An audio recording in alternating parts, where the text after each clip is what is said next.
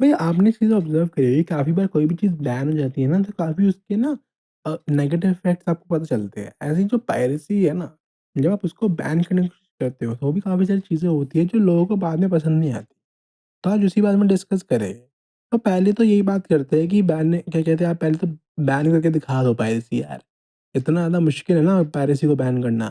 क्योंकि दिक्कत ये आती है कि अगर मान लो आपने एक बार थोड़ा बहुत बैन कर भी दिया, पहली बात तो कुछ लोग हो गए जो लीगल रूट पे चले जाएँगे। उन्हें लगेगा कि अच्छा बंद हो गई है पायरेसी, अब हम क्या करते हैं, हम लीगली कर लेते हैं। जैसे अगर मान लो हमें पैसे देने पड़ रहे हैं जो हम नहीं दे सकते थे, हम किसी तरह करके निकाल लेंगे। लेकिन भई बहुत सारे लोग हो गए जो अभी भी नहीं कर सकते क्योंकि वो इश्यू ही नहीं है ना, उनके पास पैसा था ही नहीं। वही तुम कह रहे हो कि क्या कहते हैं, जो बंदा नहीं अफ़ोर्ड कर सकता, ₹500 अफ़ोर्ड नहीं कर सकता, तुम उसको कह रहे हो 3000 की चीज़ खरीद ले, वो कैसे खरीद लेगा? तो जो डिमांड होती है ना पायरेसी की, वो रहती ही रहती है। और पता है क्या होता है कि अगर मान लो पहली बात तो आपने ऐसे मान लो बैन कर दिया। पहली बात तो बैन करा कैसे? अगर आपने बैन कर दिया है, तो आपको क्या कोई पनिशमेंट है उसकी? अगर मान लो आपने कह रखा है कि पायरेसी नहीं कर सकते, लेकिन मैंने पायरेसी कर ली, तो क्या मेरे पे कोई पनिशमेंट आई, कुछ हुआ? क्या मेरे पे कुछ क्या कहते हैं केस चला? अगर ऐसा कुछ भी नहीं हुआ ना, तो वो लॉ ही नहीं है। क्योंकि अगर उसकी कोई पनिशमेंट नहीं है, तो लोग उसे क्यों मानेंगे? जब आपको पता है कि इससे कुछ होता है नहीं मेरे पे, इफ़ेक्ट आएगा नहीं, तो पायरेसी मैं कर लेता हूँ।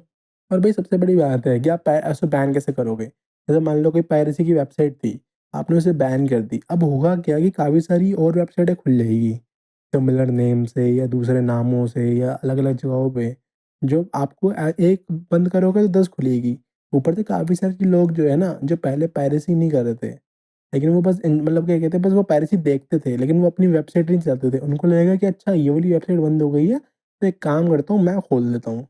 क्या पता मेरे को भी फ़ायदा हो जाए। क्योंकि वो ऐसे अपॉर्चुनिटी तो देखेंगे कि अच्छा ये वेबसाइट थी, ये बंद हो गई, यानी अब जो लोग तो अभी भी है, लोगों को पायरेसी तो अभी भी चाहिए। तो वो बंदा है, वो पायरेसी करना शुरू कर देगा। और भाई सबसे बड़ी बात है, जब भी कोई अ, आप वेबसाइट बैन करते हो ऐसी जो पायरेसी वाली होती है, तो जो लोग होते हैं काफ़ी बार ना बड़े वो होते हैं, बड़ा लोगों को दुःख होता है, लोग बातें-वातें करते हैं, तो उससे लोगों को और पता चलता है।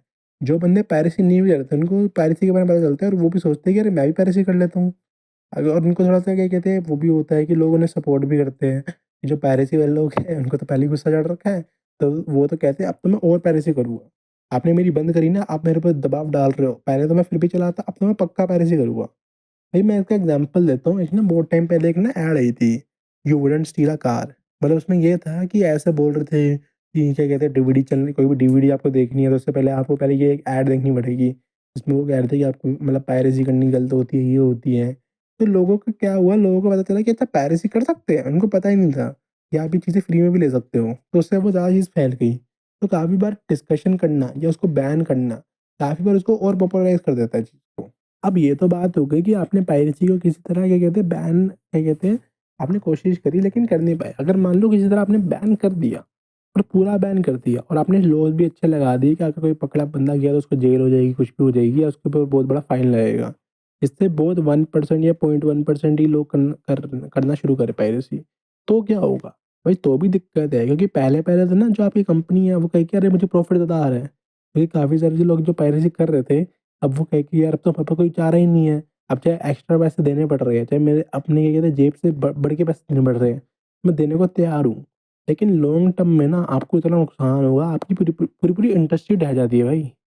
पूरी-पूरी इंडस्ट्री तबाह हो जाती है इन चीज़ों की वजह से। क्योंकि अब होगा क्या कि काफ़ी सारे जो लोग थे, जो आपके पायरेट कर रहे थे, वो आपके फ्यूचर कस्टमर थे ना। क्योंकि अभी वो चीज़ आपकी पायरेट कर रहे हैं, लेकिन वो फ्यूचर में आपकी चीज़ खरीदने वाले थे। लेकिन अब आपने क्या किया कि उनको अभी आपने पूरा डिनाई कर दिया, तो वो कभी हो ही नहीं पाया। और भाई काफ़ी बार क्या होता है कि जब ये चीज़ें होती है ना, ये काफ़ी बार डेवलप्ड कंट्रीज़ में ज़्यादा अच्छी तरीके से हो सकती है। लेकिन जो डेवलपिंग कंट्रीज़ है, जैसे मान लो इंडिया हो गया और कोई डेवलपिंग कंट्री है, यहाँ पे पायरेसी ने चीज़ें खोली। जैसे गेमिंग थी, गेमिंग पहले इंडिया में क्या कहते हैं सिर्फ़ पायरेसी पायरेसी होके आती थी। तो यहाँ पे गेम खरीदता नहीं था, सारे लोग पायरेसी करते थे। एनिमे की पायरेसी हुई तभी एनिमे पॉपुलर हुआ भाई इंडिया में भी। पायरेसी के बिना ये चीज़ें हो ही नहीं पाती। और भाई सबसे बड़ी बात है कि आजकल की दुनिया में ना लोग अटेंशन के भूखे हैं। सबको चाहिए कि आप हमारे प्रोडक्ट को अटेंशन दो, हमारे प्रोडक्ट को अटेंशन दो। आप सारी ची अपना सारा ज़्यादा टाइम अब मेरे पास निकालो। तो आपने अपना प्रोडक्ट अगर मान लो बैन करवा दिया कि भई क्या कहते हैं कि आप इसे पायरेट नहीं कर सकते, तो वो बंदा कहीं न कहीं तो जाएगा ही। तो आपका प्रोडक्ट नहीं कर रहा है यूज़ तो किसी और का करेगा, अब उसकी तारीफ़ें करेगा सोशल मीडिया पे। क्योंकि जो ये लोग पायरेट करते हैं ना, ये इतना फ्री रिसोर्स है अगर आप इनको सही से यूज़ करो, क्योंकि ये आपका प्रमोट भी कर रहे हैं, आपकी चीज़ें देख भी रहे हैं, लोग डिस्कशन भी बढ़ा रहे हैं, आपके व्यूज़ भी हाई कर रहे हैं। जैसे मान लो आपने कोई यूट्यूब पे वो डाला, इसका क्या कहते हैं ट्रेलर डाला तो वो तो बंदा वो तो देखेगा ना कम से कम, वैसे तो पायरेट कर रहा है। तो आपकी क्या कहते हैं चीज़ों को बूस्ट कर रहे हैं, डिस्कशन में जाके पार्टिसिपेट कर रहे हैं। तो काफ़ी सारी जो चीज़ें थी ना, जो पायरेट करने वाले लोग हैं, अगर मान लो अब आप उनको पूरा बैन कर दिया आपने, तो वो लोग कहीं और चले जाएँगे। और भाई मैं बता रहा हूँ, आज की दुनिया में लोग क्या कहते हैं, जैसे मैंने बताया ना कि अटेंशन चाहते हैं कि आप उनकी चीज़ों को अटेंशन दो। भाई वो फ्री प्रोडक्ट निकाल देगा, वो सस्ता निकाल देगा आपसे। उसे पता चलेगा कि अच्छा इनका प्रोडक्ट तो महँगा है और ये है तो मैं इनको अल्टरनेटिव दे देता हूँ। अब मेरा खरीद लो, भाई बिज़नेसमैन तो सारे बैठे हैं। वो अपना पैसा कमा लेंगे, वो अपना बिज़नेस निकाल लेंगे, आप बैठे रह जाओगे। भाई इसका सबसे बड़ा एग्ज़ाम्पल यही है कि जैसे मान लो जैसे माइक्रोसॉफ्ट की विंडोज़ है, ये इतनी कैसे हाई चली गई जबकि ये पेड चीज़ है। मतलब अगर आपको विंडोज़ की खरीदनी हो या चीज़ खरीदनी हो तो आपको पैसे अच्छे खासे लग जाएँगे। लेकिन ये हमारे फिर भी सारा स्टैंडर्ड कैसे बन गया? ये इसलिए बन पाया क्योंकि विंडोज़ जो माइक्रोसॉफ्ट की विंडोज़ है उनको पता था। उन्होंने बड़ा अच्छा गेम खेला। क्योंकि उनको पता था कि अगर हम थर्ड वर्ल्ड कंट्रीज़ में अगर विंडोज़ को नहीं अलाउ करेंगे, तो वो कुछ ऐसा तो है नहीं कि वो बैठ के मुँह बना के बैठ जाएगी और कहेगी कि अच्छा अगर हम जो थोड़े बहुत लोग हैं हमारे 1.1% वो खरीद लेते हैं, बाकी हम खरीदेंगे नहीं। वो उन्होंने क्या करना था कि वो लिनक्स या बाकी सॉफ्टवेयर्स पे चले जाते, जो फ्री है या सस्ते हैं। तो माइक्रोसॉफ्ट को पता था कि अगर अगर ऐसा हो गया, तो हमारा मार्केट शेयर कम चला जाएगा और भाई सबसे बड़ी ताकत जो विंडोज़ की है ना, वो मार्केट शेयर ही है। क्योंकि जब आपका मार्केट शेयर हाई होता है ना सॉफ्टवेयर में, तो डेवलपर आपकी चीज़ें बनाते हैं, आपके लिए चीज़ें बनाते हैं और वो चीज़ स्टैंडर्ड बन जाती है। जब आप एक स्टैंडर्ड बन जाते हो ना, जब लोगों को पता होता है कि आपको ही यूज़ करना है, तो आपको ज़्यादा कॉन्ट्रैक्ट्स मिलते हैं और लोग फोर्स हो जाते हैं कि अच्छा अगर हमारी जितने भी वर्किंग लेबर फोर्स है, अगर उनको विंडोज़ ही चलानी आती है, तो हम विंडोज़ ही खरीदेंगे ना लाइसेंस में। और यही वाली जो बात है कि जो विंडोज़ को पता है, जो माइक्रोसॉफ्ट वाली कंपनी है उसको पता है कि हमारा जो मेन प्रॉफ़िट होता है, वो यूज़र पर्सनल कंप्यूटर से आता ही नहीं है।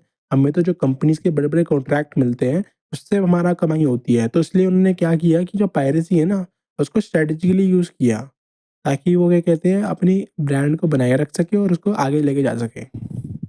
तो भाई कंक्लूज़न की बात यही है कि जो पायरेसी है ना, जब भी आप बैन करने की कोशिश करोगे ना, तो भाई कुछ ना कुछ तो गड़बड़ होगी। हो सकता है कि आपकी इंडस्ट्री खत्म हो जाए। लेकिन वही वाली बात है, कंक्लूज़न की बात यही है कि भाई पायरेसी है तो बेकार चीज़।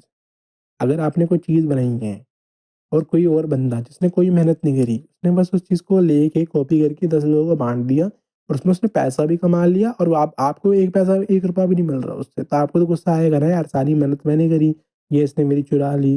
लेकिन भाई काफ़ी बार क्या होता है कि ये जो पायरेसी होती है, इससे आपको फ़ायदा भी होता है। जैसे काफ़ी सारे म्यूज़िक आर्टिस्ट थे, जब पहले-पहले सोशल मीडिया पे गाने-वाने बनना शुरू हुए, तो उन्होंने कॉपीराइट स्ट्राइक मारना शुरू कर दी और चीज़ें करना शुरू कर दी। उन्होंने कंपनी से बाहर अपने लॉयर्स को बुला के कह दिया कि गाने रिमूव करो अपने प्लेटफ़ॉर्म से। क्योंकि उन्हें लग रहा था कि यार ये तो हमारे गाने फ्री में यूज़ कर रहे हैं।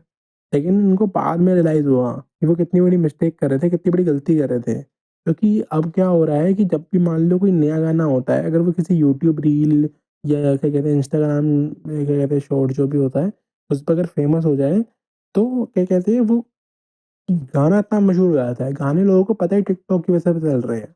तो अब लोग क्या करते हैं कि जो आर्टिस्ट है, वो खुद कह रहा है कि आप मेरे गानों को अपनी कंटेंट क्रिएटर को पैसे देके कह रहे हैं कि आप ये बजवाओ, ताकि मैं फेमस हूँ।